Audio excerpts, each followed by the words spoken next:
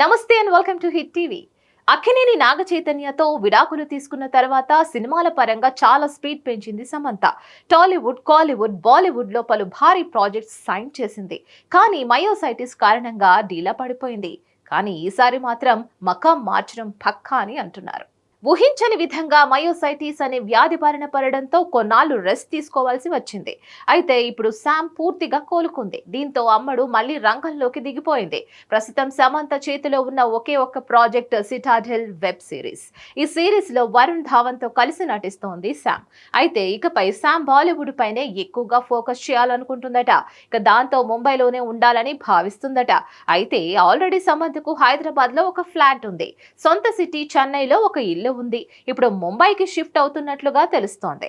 గతంలోనే ఈ వార్తలు వచ్చినప్పటికీ ముంబైలో ఉండేందుకు ఓ మంచి ఇల్లు వెతుకుతోందట. షూటింగ్ ఉంటేనే హైదరాబాద్, చెన్నైకి రావాలని అనుకుంటుందట. ఇక ముంబై నుంచి అమ్మడు బాలీవుడ్ సినిమాల వ్యవహారం చూసుకోబోతుందట. గతంలోనే సమంత మేనేజర్ ని మార్చేసిందని వార్తలు వచ్చాయి. కాబట్టి ఇకపై శామ్ మకాం దాదాపుగా మారినట్లేనని అంటున్నారు. అందుకే సౌత్ సినిమాలకు ఒప్పుకోవడం లేదని కూడా అంటున్నారు. చాలా మంది నిర్మాతలు సమంతను సంప్రదించినా కూడా ఓకే చెప్పడం లేదట. సౌత్ లో సమంతకి మంచి డిమాండ్ ఉంది. అయినా కూడా బాలీవుడ్ సినిమాల కోసం సైలెంట్ గా ముంబై చెక్కేసే ప్రయత్నాల్లో ఉన్నట్లు టాక్ నడుస్తోంది. సిటాడెల్ వెబ్ సిరీస్ తర్వాత వరుసగా హిందీ సినిమాలు చేసేలా పక్కా ప్లాన్ రెడీ చేసుకుందని సమాచారం. ఇదే నిజమైతే ఇకపై తెలుగు సినిమాల్లో సమంతను చూడలేమేమో అనే చెప్పాలి. దీనిపై మరిన్ని అప్డేట్స్ కోసం కీప్ వాచింగ్ హిట్ టీవీ.